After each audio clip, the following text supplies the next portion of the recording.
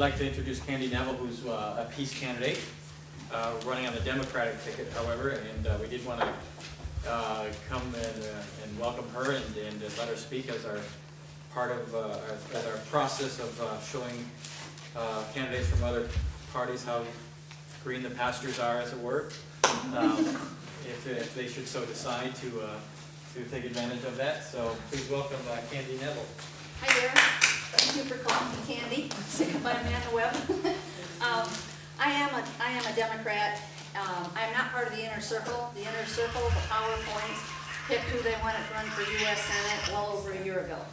I too have been exceedingly disappointed in what's happened at Congress when the Democrats come in and got power. And it did rise up in me the idea of the little red hen. Well, then I'll do it myself, said the little red hen. And so that's what I'm intending to do. And I'm a lesser known, but I do intend to win. I am running to win.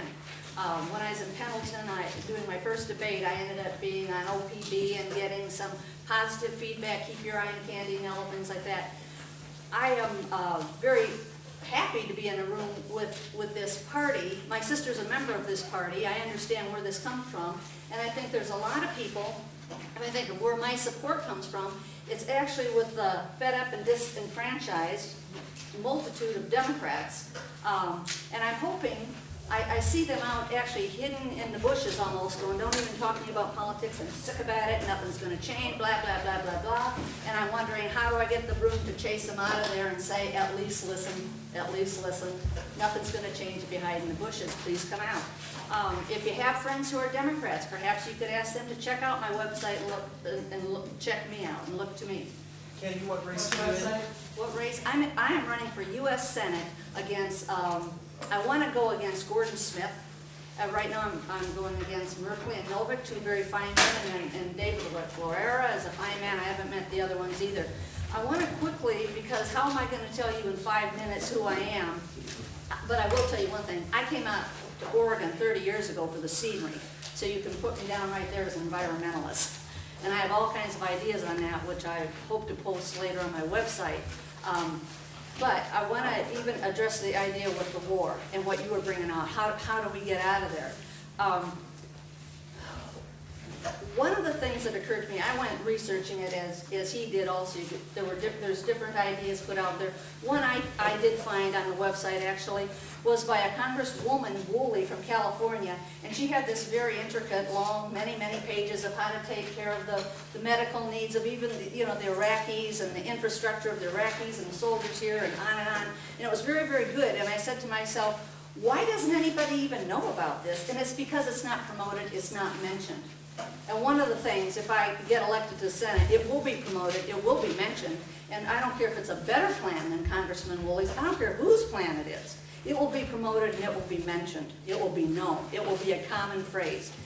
Secondly, when I started thinking about it, one day somebody said to me, it was a Democrat actually, he said, you're in favor of immediate withdrawal, and the answer is yes, but very, what's the word I want to use? Very methodical, very cautious.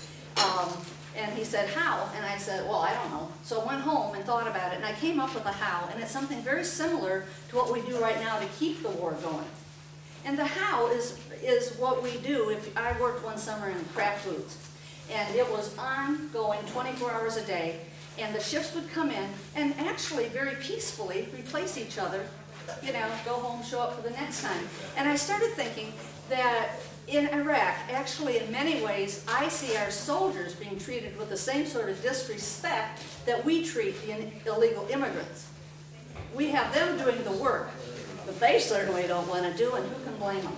Who wants to do that? Who wants to take the bullets? So I started thinking, right now, instead of having these troops come in and replace the existing American troops, it should be Iraqi troops coming in to replace the American troops. It's taking what's already in place and having every single position held by the Americans replaced and trained for a series of weeks by Iraqis. And it could be taking each position and replace it with 2, 3 Iraqi soldiers. It doesn't really matter. What matters is that everything falls in place. I want to point out 2 things. One, we always hear about what a bloodbath it'll be. Well, it will be if they just pack up and fly out of there. But it will not be if it's done methodically. If it's true that it is a bloodbath, if we methodically and intelligently leave with a plan of how we'll do it over the long term, it will be the first true thing said to us by the administration.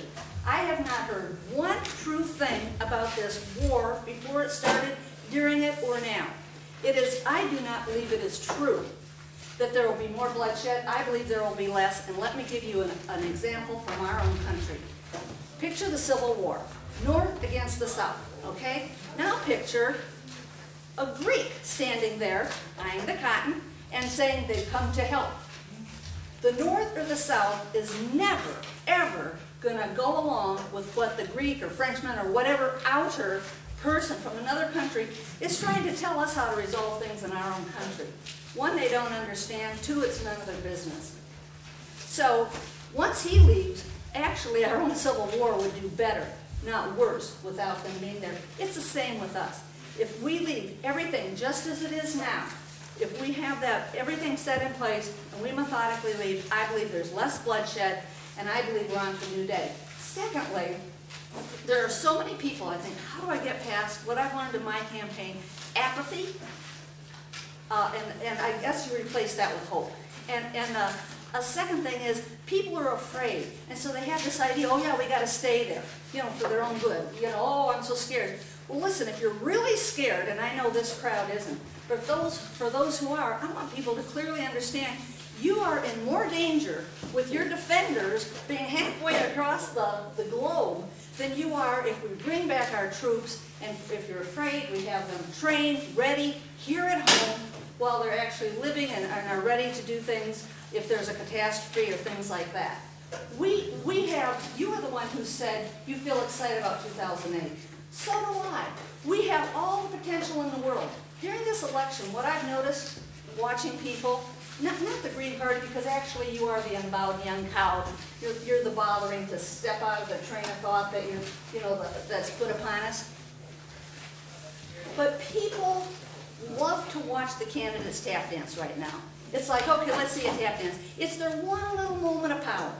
And what people need to understand is, it's not how well does the candidate tap dance. It's not how well does the candidate tell you what you want to hear. It's look at the candidate and can they actually carry through, and can they pull it off, and can they do it. And I see my time's up, but I want to bring out one other thing. People say to me they don't even see the difference between Democrats and Republicans. And I say to them, and this is so key, I hope you will too, that I don't know about the difference in personalities, but if you go with McCain, a Republican, he is pledging and promising more of the same. I call him more of the same McCain. I would rather have anybody be elected to office than him. Thank you, Candy. I hope you'll stay around today and chat with people.